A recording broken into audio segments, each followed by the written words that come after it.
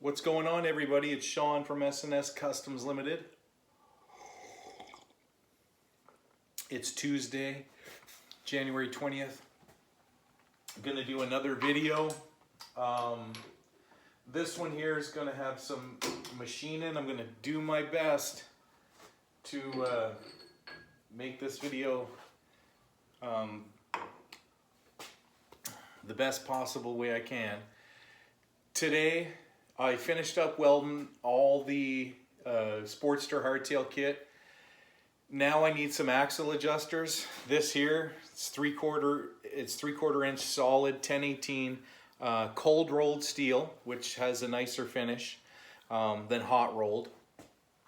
And I'm going to spin up some axle adjusters. I'm going to show you how I do that. So this is like a pretty basic part on the lathe, but there's a lot of cool factors to incorporate, like power threading and stuff like that on the lathe. So this is how I do it. This is how I've been doing it for years. And this is just a very common part of a chassis. A lot of times they're going to have axle spacers in place. I might spin up 4 because the pan head does not have axle adjusters yet, but I'm not sure if I want this type of axle adjuster. I was going to kind of machine something a little bit nicer out of some T6, some billet aluminum, and get a little fancy and get a little crazy with the pan head build. Anyways, I'm going to load up the chuck with the stock. I'm going to show you guys what's going on. Hopefully this turns out good and you learn a thing or two. First things first, what we need all the time, Java. I don't smoke or drink, but I drink a lot of coffee. That's my vice, my kryptonite. Anyways, I'm gonna get started. I'm gonna throw this, gonna get it chucked up in the lathe. Stay tuned. All right, so you can't see me, that's fine. You don't need to see my ugly mug anyway. I'm a good hand model. This is our stock that's gonna be going into the chuck. This is a 3-jaw chuck. You can get a 4-jaw chuck as well, 6-jaw. Right now we're gonna face the part, which means I'm going to clean up the end and show you how we do that.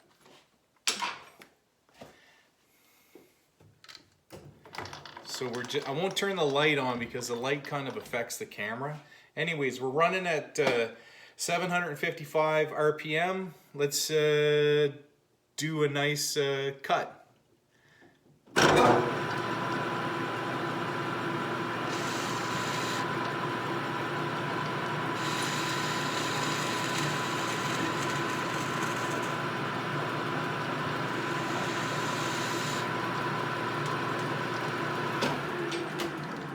All right, so now we have a straight part to deal with.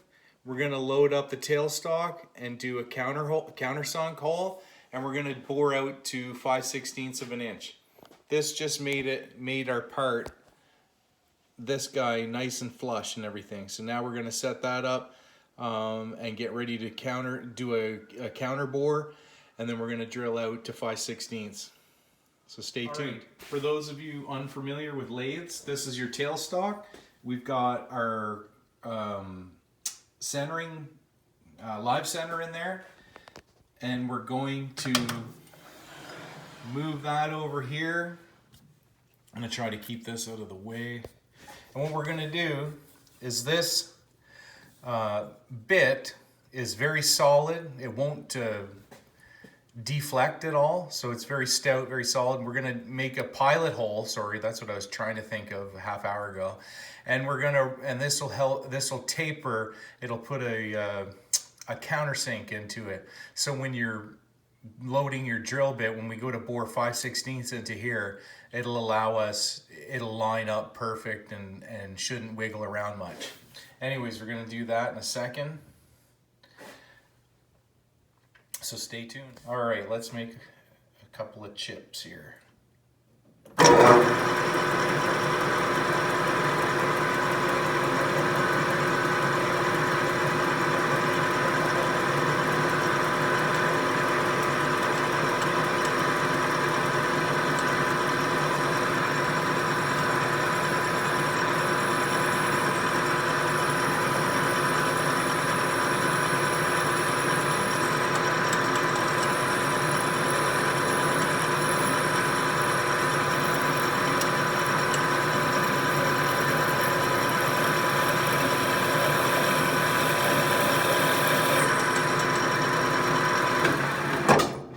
I'll show you what that did.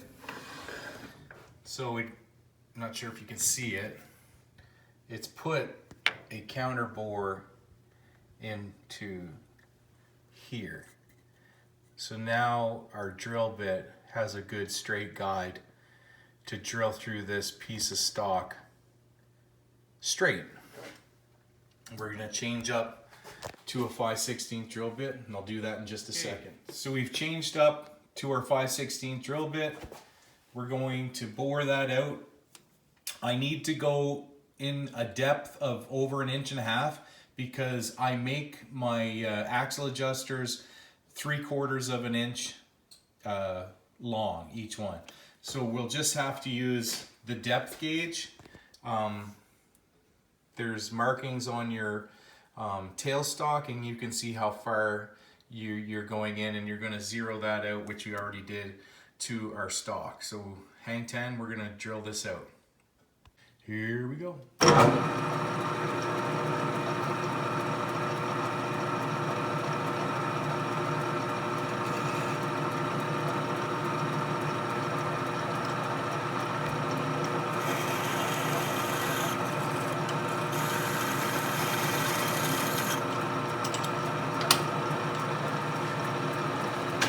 I don't think I tightened that drill bit down enough. Oh no, definitely not enough. It happens. So now we're gonna tighten this up. There we go, that should be good now. Go back to here. Lock her down and let's go. Let's try it again. There we go.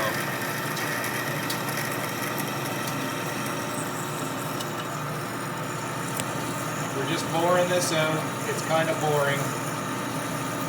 Once I get the hole bored out, I'll show you what we do. We'll part the part off.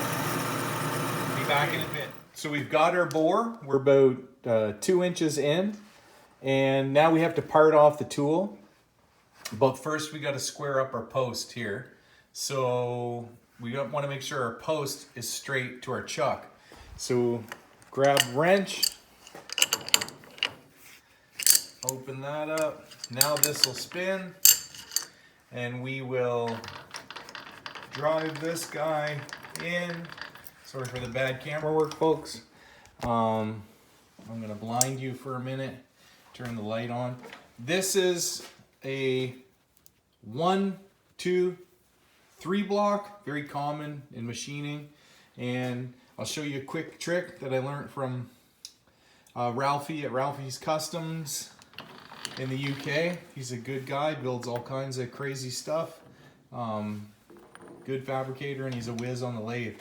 So you're gonna line this guy up and square up your chuck to that, but I don't have a third hand, so we'll do this as best we can. Okay, we're just about where we need to be. Oh, that moved too much. Okay. So now I'm going to snug this down.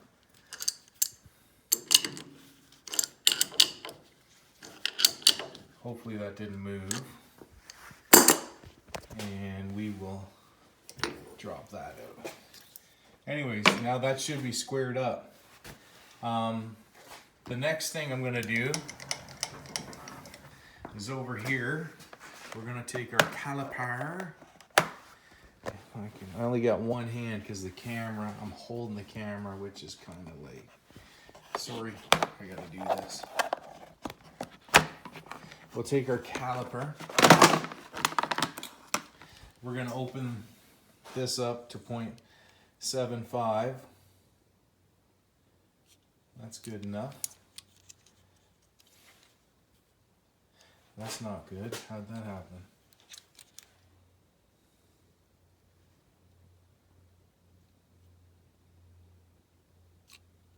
Alright. I'll snug this up. Wish I had 3 hands. Alright, that's locked down. This is our parting tool. This is going to part the part. It's going to do the job. really apologize for the bad camera work. Now we're gonna turn this on. Now, here that you could use blue layout ink, but it's gonna show on this, so I'm not really worried about it. So we're gonna turn our lathe on.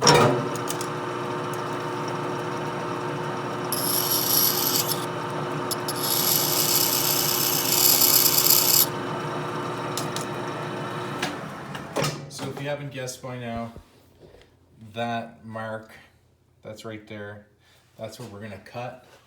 And I'm sorry, I'll shut the light off in a minute. I know it's blinding.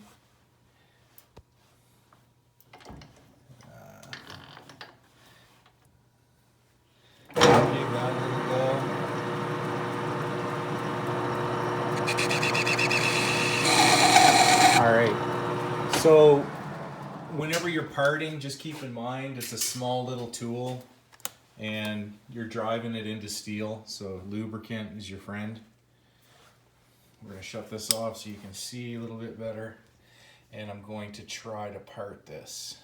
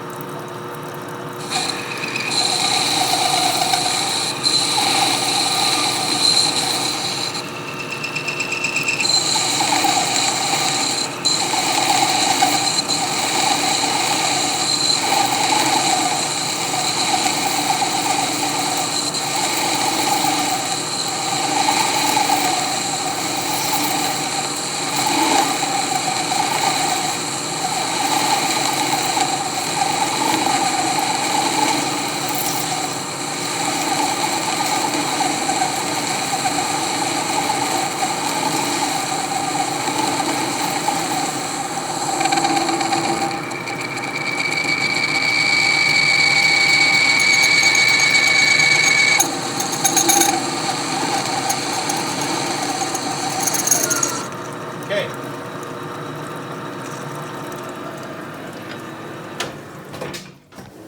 There's our part. And we're going to face that end. We're going to make another one, not on camera because it's kind of boring. We're going to cut and chamfer these. We're going to countersink them, and then we're going to power thread them. Like I said, just an easy little part. All right. Stay tuned. So we have our parts cut, chamfered, ready to thread. We loaded in a new tool for precision for threading, and trying to get where you can see me. We've got our first piece chucked up. We got it in low gear, running at about 70 RPM. We're gonna lube this up and we're gonna send this thing home. We're gonna just tap through this. So we've got our piece in here. We've got our tap in here. We're gonna put a little bit of pressure on it.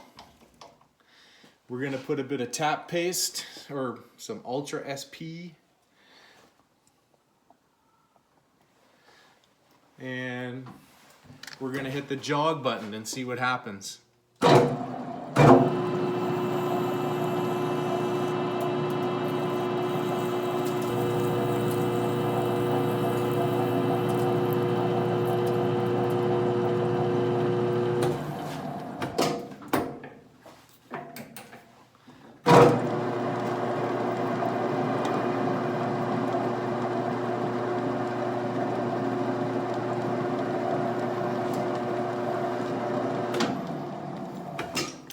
All right, that's a part all done. We'll give it a little blast of compressed air, but there is your axle adjuster for your frame.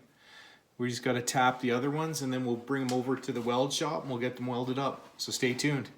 All right, so we've got our axle adjuster postured up. We're using our jig insert for our axle plates to properly space this so they're even on both sides. That's really important because when you're setting your belt tension or your chain tension, it's crucial that the bolt that's going through is going through the same amount of distance. I'm going to get to welding and be done these in a minute and show you the final product.